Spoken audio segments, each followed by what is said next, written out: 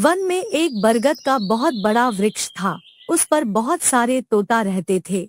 उनमें एक मुखिया तोता भी था और बाकी सब तोते उसका बहुत आदर व सम्मान किया करते थे।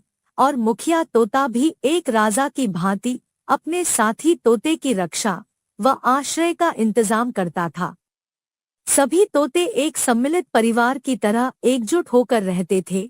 यदि कोई शिकारी आता भी तो सभी तोते एक साथ उस पर हमला कर देते और शिकारी जान बचाकर भाग लेता।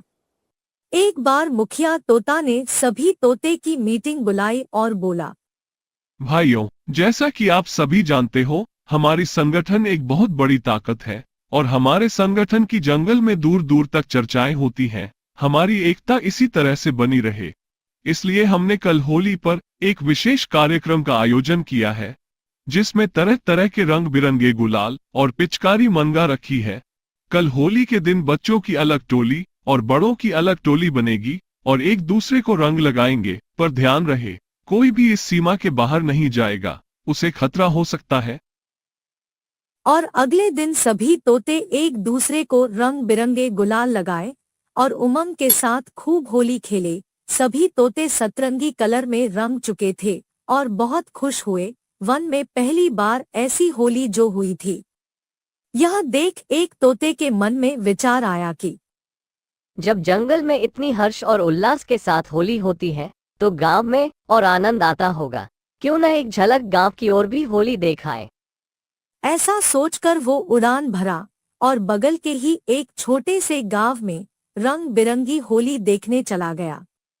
उड़ते उड़ते वो एक किसान के छज्जे पर जाकर बैठ गया और खतरे से अनजान होकर गांव की होली देखने में लीन हो गया। कुछ ही देर बाद एक किसान की नजर उस तोते पर पड़ी। वह उसे देखकर आश्चर्य हो गया। इतना रंगीन और अनोखा तोता, ऐसा तोता तो पहले कभी नहीं देखा। किसान ने उस तोते को पकड़ने की योजना बनाई और उसे पकड़कर एक पिंजरे में डाल दिया। अब तोते को अपनी मूर्खता पर बहुत पश्चाताप हो रहा था, परंतु उसने भी हिम्मत न हारी और अगले ही पल से अपनी दाव आरंभ किया। धीरे धीरे वह किसान से काफी घुल मिल गया। उधर साथी तोते के वियोग में तोते का संगठन बहुत उदास और चिंतित हो गया था। एक दिन किसान को किसी काम से उसी वन के रास्ते दूसरे गांव जाना था। यह बात तोते को पता चल गई। उसने किसान से कहा, मालिक, जहां आप जा रहे हैं उस रास्ते के वन में बरगद के पेड़ पर मेरे मुखिया तोता रहते हैं। आप उन तक मेरा एक संदेश पहुंचा देते तो बहुत मेहरबानी होती। हाँ हाँ, जरूर पहुंचा दूंगा। कहो क्या संदेश है। उनसे कहना, अपने संगठन के साथ रहने वाले हर एक तोते के नाम एक रंगीन बंदी तोते का सलाम। तोते की बात सुनके किसान दूसरे गांव के लिए रवाना हुआ और अपना काम निपटाने के बाद मुखिया तोते से मिला और उसे अपने तोते की ओर से भिजवाया संदेश सुनाया। मुखिया तोता किसान की बात सुनते ही सारा खेल समझ गया और उसी क्षण जमीन पर गिर पड़ा मानो उसकी मौत हो गई हो। यह देख किसान घबराया और इससे पहले कि देर हो वह तुरंत अपने गांव लौट आया और आते ही उसने तोते से बोला, मैं संदेश लेकर तुम्हारे मुखिया के पास गया था और तुम्हारा संदेश उसे सुनाया। संदेश सुनते ही वो जमीन पर गिरा और उसकी मौत हो गई। अब क्या था, जैसे ही तोते ने यह बात सुनी तुरंत उसकी भी मौत हो गई। अपने तोते की मौत देखकर अब किसान बहुत उदास हो गया और तोते को पिंजरे से निकालकर बाहर फेंक दिया। मौका पाते ही तोता तेजी से उड़ा और बोला, मेरे मुखिया तोता ने कहा था कि विवेक और धैर्य से बड़ी मुश्किलें भी आसान हो जाती है। एक विशाल पर्वत पर बंदरों का कुछ झुंड रहता था। सारे बंदर बहुत शरारती थे। दिन भर इधर से उधर उछल कूद मचाते रहते थे।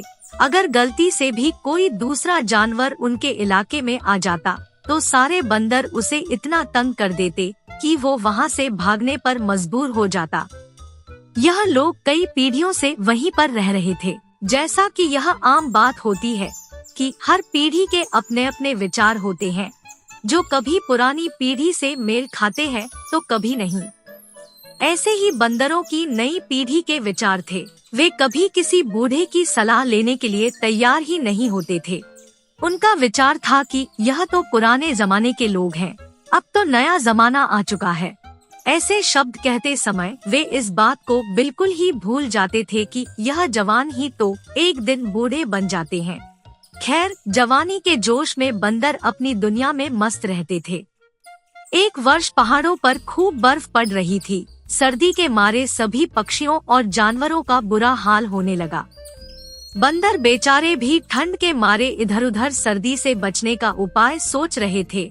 अचानक ही बंदर ने एक ऐसा फल देखा जो आग की भांति चमक रहा था। उनमें से एक बंदर बोला, अरे वो देखो, आग तो मिल गई, अब ठंड भी भाग जाएगी। हाँ, लेकिन कुछ भी करने से पहले अपने सरदार से पूछ लेते हैं। सरदार, हमने देखा है वो सामने वाले पेड़ पर कुछ आग के गोले फरे हुए हैं। अगर आप कहें तो वो आग के गोले तोड़ के लाऊं, जिसे तापने के पश्चात हमें ठंड से राहत मिलेगी। ये तो बहुत ही अच्छी बात है। कम से कम आग तो मिली। बहुत सावधानी के साथ दूर से ही तोड़ना। इतना कहकर सरदार अपने साथी बंदर को आग का गोला तोड़ने को भेज देता है। बंदर पेड़ पर चढ़ के उस फल को तोड़ कर लाता है। ये लो सरदार, मैंने ये आग तोड़ के ला दिए। अब उस फल को सामने रख के सभी बंदर उसे तापने लगे। तभी उधर से उड़ता हुआ एक तोता आता है। तोते ने बंदरों की बेवकूफी देख रुक कर बोला, अरे भाई, तुम ये क्या कर रहे हो? तुम अंधे हो क्या?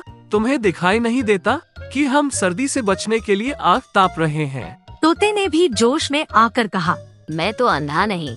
हाँ, तुम पागल जरूर हो गए हो। क्या हम पागल हैं? हाँ, तुम पागल नहीं तो और क्या हो। ऊपर से तो बर्फ पड़ रही है, इधर तुम सब नकली आग को आग समझकर ठंड को दूर कर रहे हो। ऐसे मौसम में तो किसी गुफा में छुपकर ही अपना बचाव किया जा सकता है, बाहर बैठकर नहीं। बंदरों के सरदार को इस बार गुस्सा आ गया और वह चीख कर बोला, अरे हवा में उड़ने वाले मामूली परिंदे, तू हमें पागल क्यों समझता है? हम उन बंदरों की संतान हैं जिनकी 7 पीढ़ियां इन पहाड़ों पर बिता चुकी हैं। अब हमें कोई क्या बताएगा? हम सब जानते हैं, तुम ही पागल हो जो कुछ नहीं जानते। फिर पक्षी ने नम्रता के साथ बंदर को समझाया, देखो भाई, मैं जो कुछ भी आपको बता रहा हूँ वो एक सत्य है।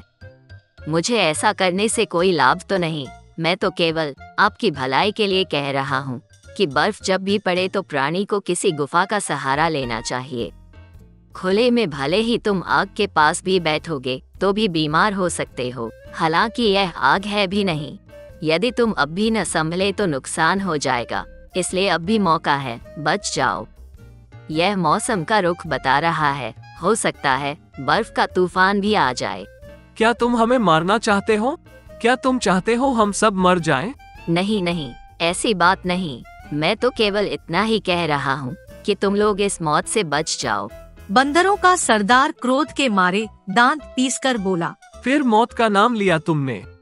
मारो इस परिंदे को, ये हमें मारने आया है। फिर क्या था, सारे बंदर उस बेचारे तोते पर टूट पड़े। देखते ही देखते उसके पर नोच डाले और शरीर के टुकड़े टुकड़े कर दिए। यह होता है किसी मूर्ख को अच्छी सलाह देने का परिणाम।